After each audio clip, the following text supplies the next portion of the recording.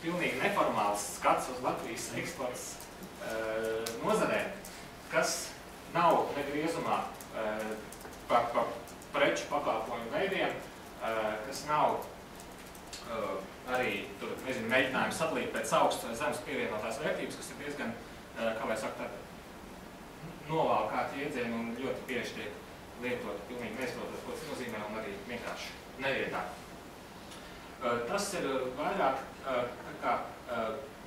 balstīts uz to, kāds ir eksportējošo uzņēmumu darbības stils, kāda ir viņu pievienotās vērtības rašanās process, tā vērtības ķēde, tāpat arī daļai, protams, ir tur, protams, zinām korelācija arī ar nozarēm.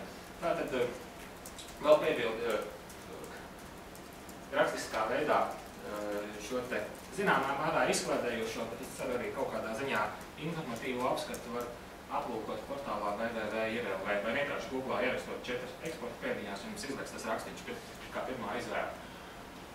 Tātad mazās, smukās, mažīgās lietas, tās rada uzņēmumi, kas ir ļoti populāri. Par viņiem var uztaisīt labu stāstību. Un žurnālistiem viņi ļoti patīk. Un tas, ko viņi ražo, ir tiešām ļoti jauki un interesanti. Tajā pašā laikā šie uzņēmumi veido nelielu daļu no ekonomikas. Es tā domāju, ka tas tā arī vienmēr būs. Viņi ir vairāk tā kā rozīnas kūkas. Viņi nav tas darba zirgs, kas lāta ekonomikas priekš, bet viņi padara dzīvi interesantāku, skaistāku. Un, ja viņu attīstība sasniedz pietiekumu kritisko masu, viņi noteikti arī palīdzēs mainīt priekšstatu par Latvijas ekonomiku un par Latviju vispār. Tālāk lielās un smukās lietas, te varētu likt metāli, daļa kokapstrādes, teiksim, zāļmetāli, kas ir tāds commodity, standarta produkts, liela apjoma, kur ir tas arguments, kāpēc ar šīm lietām mēs varam konkurēt. Tur ir, teiksim, tāda argumenta kā transporta infrastruktūra, kas ir piemērot lielu apjomu preču pārvadāšanai, teiksim, Latvijas dzelzceļš.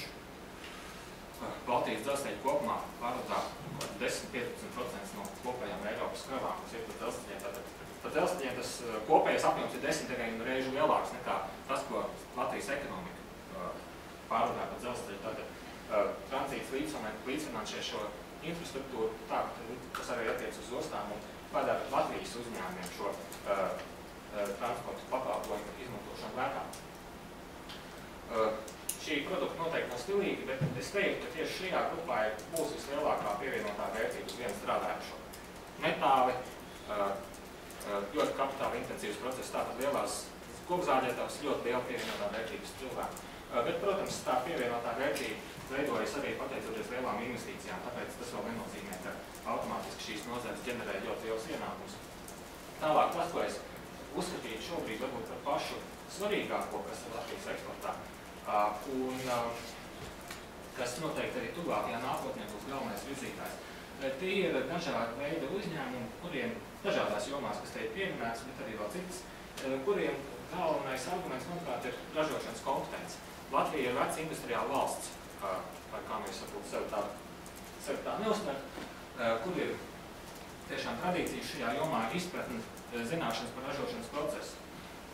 Šajā gadījumā tiek ražot produkti, kas nav tādi ļoti liela apjoma produkti, nav arī, visbiežāk nav kaut kādi ļoti maz nišas produkti, ir tāds vidēji apjoma, vidēji augsta tehnoloģiju līmeņa produkti. Nu, teiksim, Latvija neražo vieglās automašīnas, bet, piemēram, ir tāds uzņēmums Lukas Šörling, kas ražo komunālās saimniecības mašīnas. Tātad tur ir runa par simtiem, tūkstošiem eksemplāru, kas vispār pasaulē tiek pieprastīti attiecīgajiem produktiem.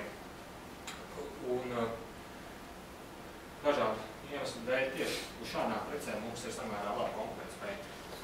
Visbeidzot, tas, ar ko mēs droši vien gribētu savu ekonomiku saistīt, tie ir produkti, kuru vērtību cenu pamatā veido tajos ietvērtās zināšanas informācija. Tas var būt gan zināšanas absolūtīrā veidā, teiksim, programmas, konsultāciju pakalpojumi, reklāmas pakalpojumi un tam līdzīgi.